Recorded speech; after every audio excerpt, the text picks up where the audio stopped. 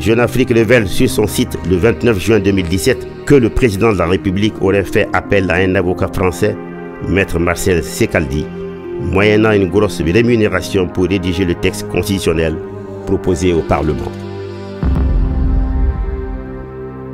Pourtant, le 20 avril 2016, un comité d'experts avait déjà été mis en place suite au décret numéro 2016-0225/PMRM afin de se pencher sur cette question avec à sa tête Maître Mamadou Ismaïl Konaté, l'actuel ministre de la Justice. Le rapport de ce comité, également payé aux frais de l'État, n'a jamais été rendu public. Le 8 septembre 2016, l'honorable Soumaïla Cissé, lors de sa rencontre avec le président de la République Ibeka Koulouba, déplore un déficit réel de dialogue dans le pays. Le grand problème que je vois, c'est qu'il y a un déficit réel de dialogue dans notre pays.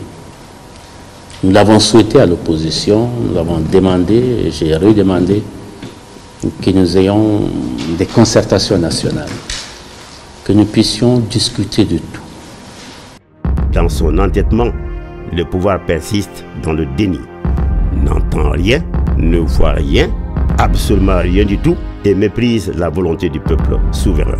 Maître Kassoum Tapo, le ministre en charge du dossier, va jusqu'à tenir des propos discourtois à l'endroit des militants de la plateforme anti-Abana sur le plateau du journal télévisé de 20h de l'ORTM du 23 juin 2017. Une majorité est responsable. Cette marche qui a eu lieu il y a quelques jours et celle qui est programmée sont parfaitement antidémocratiques, anti-républicains et antipatriotiques. Dans la même lancée sur les réseaux sociaux, il affirmera que le projet de réforme bénéficie du soutien des partenaires, notamment du président français Emmanuel Macron. Argument utilisé quelques jours auparavant par le président Ibeka lors de la conférence de presse commune avec le président français à l'issue du sommet du G5 Sahel qui disait « En retirant ce projet, je trahirai mon pays ». Le président Keïta serait mieux inspiré de retirer ce document-là du circuit.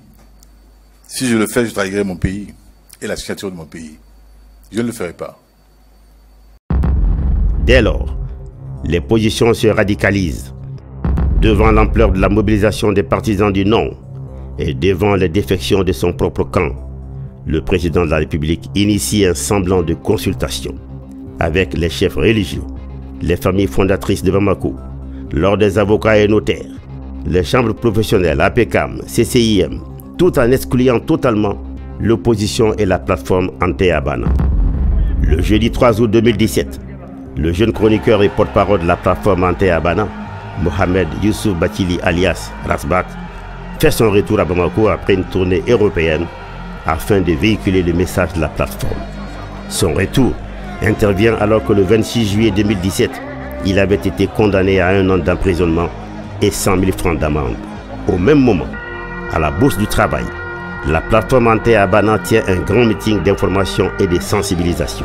Des centaines de milliers de personnes sortent massivement pour l'accueillir et l'accompagner sur le lieu du meeting. Une mobilisation record.